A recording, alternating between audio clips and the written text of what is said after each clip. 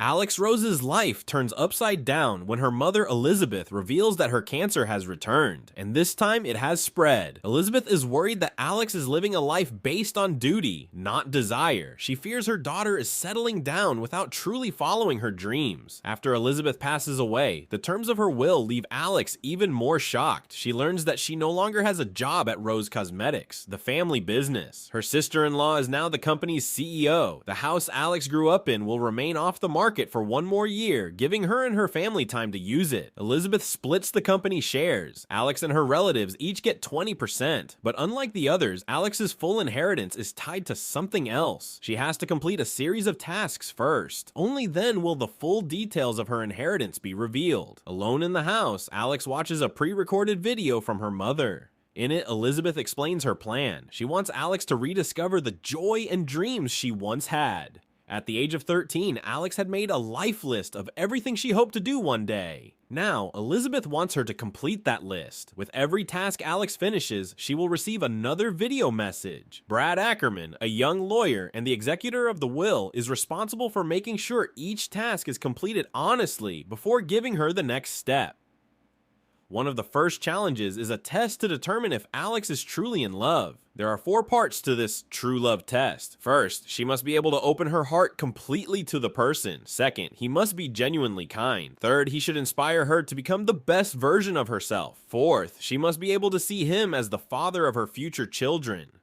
Alex decides to talk to her boyfriend, Finn, about the list. She shows it to him and tries to imagine how he fits into her life. He gets excited and starts talking about their future, suggesting they start a gaming company together where both of them would work side by side. Instead of feeling inspired, Alex feels uncomfortable and overwhelmed. She realizes this isn't what she wants at all. Without saying much, she walks away from the conversation and leaves Finn behind. Later, Alex approaches Brad, finally ready to begin her mother's challenge. At a comedy club's open mic night, Alex steps out of her routine and takes the stage. When a heckler tries to interrupt her act, she quickly and confidently shuts him down, surprising even herself with how naturally she handles it. This moment sparks her next challenge, stepping outside of her comfort zone every day for a full week. To kick things off, Brad encourages her to volunteer. He arranges for Alex to teach a class of high school students at a local youth shelter. It's far from easy. Alex struggles to connect, especially with one stubborn student. Frustrated but wanting to do better, she's directed to the shelter's coordinator, Garrett Taylor. They recognize each other from a quick meeting on the subway. Garrett listens, then offers her thoughtful advice on how to gain the teen's respect and patience. Amidst her personal growth, Alex sits down for a tense dinner with her estranged father, Sam. The goal is to make peace, but the evening takes a turn when Alex accidentally learns that she is not Sam's biological daughter. She is the result of her mother's past affair with a musician named Johnny Alvarez. Shocked and curious, Alex turns to her brothers, Julian and Lucas. She proposes they track Johnny down. Lucas agrees and sees the value in the journey, but Julian warns her to leave the past alone and avoid potential public embarrassment.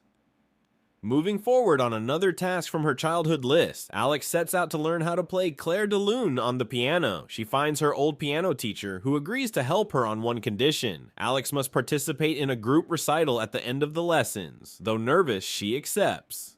Back at the shelter, Alex tries once again to break through to the student who keeps resisting her efforts. When her attempt falls flat, she reaches out to Garrett again, but Garrett is headed to a charity event that evening and invites her along instead. Alex agrees, needing a break and a change of scenery. At the event, she sees Brad, who has come with his girlfriend Nina. Nina will be moving back soon, and there's a subtle tension between Brad and Alex that neither addresses. While Garrett and Brad chat privately about her, Alex mingles and gets the chance to meet basketball legend Patrick Ewing. She quickly wins him over with her charm and energy, leaving a strong impression. Each day brings something new, unexpected challenges, old secrets, and chances to grow. Slowly, Alex begins to understand the purpose behind her mother's tasks. They're not just boxes to check, they're guiding her to rediscover who she truly is. As Alex begins dating Garrett, their connection grows through shared experiences. She even convinces basketball legend Patrick Ewing to join a charity event Garrett is involved. They shoot hoops together, checking off more goals from her childhood list, but Alex soon realizes their activities revolve mostly around Garrett's world. She voices her concern, hoping to balance things out, and invites him to a dinner party with her friends. The dinner doesn't go well. Garrett feels out of place and offended by some of the guests' behavior. After the party, the two argued. Garrett accuses Alex of only dating him to complete her mother's list and unlock her inheritance. Hurt and frustrated, he storms out. Left without a ride for her next task, Alex ends up traveling with Brad and his girlfriend Nina to Vermont, where her birth father, Johnny Alvarez, is performing. Nina, sensing the growing bond between Alex and Brad, quietly steps back after booking them adjoining hotel rooms. That evening, Alex and Brad attend Johnny's gig. As they watch from the crowd, Johnny notices them and walks over during a break. They exchange a few words and agree to meet again in the morning. Afterwards, Alex and Brad head to a bar. Their night out leads to intimacy, a moment filled with both comfort and confusion. Morning comes, but Johnny never shows up. Though disappointed, Alex isn't shocked. She and Brad drive back to New York in heavy silence. When they arrive at her building, she thanks him. Brad kisses her, but the gesture is met with mixed emotions.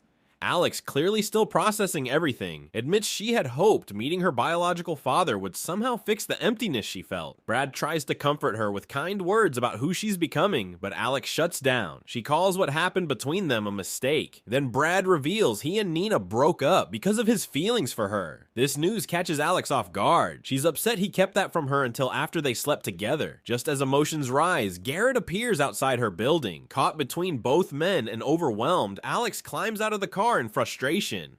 Brad calls out, insisting he doesn't believe she truly loves Garrett. Alex walks away, angry and unsure of what or who she wants. Alex meets Garrett in her building to talk things through. He admits he missed her, but she gently explains that the things he disliked about her, the loud laughter, the boldness, the way her friends speak, are all important parts of who she is.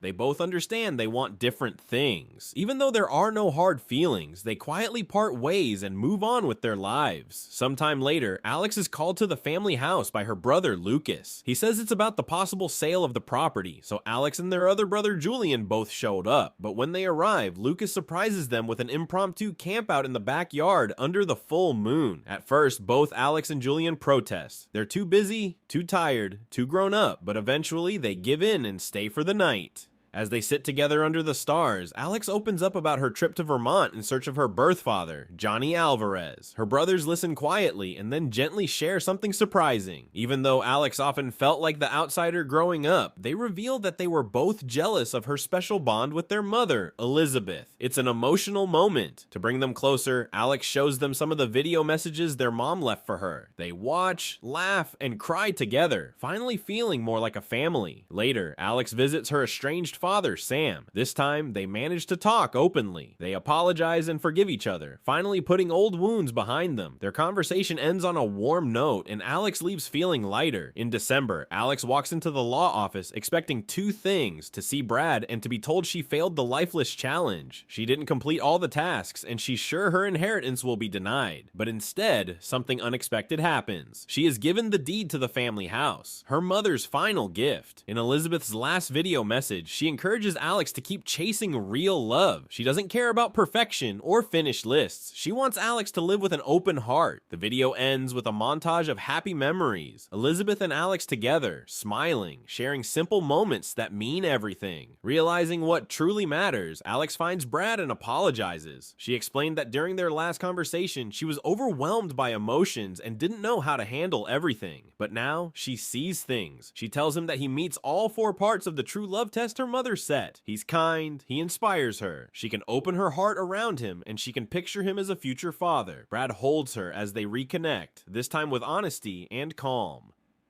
On New Year's Eve, Alex hosts a party at the house. Friends and family gather, laughing, eating, and celebrating the end.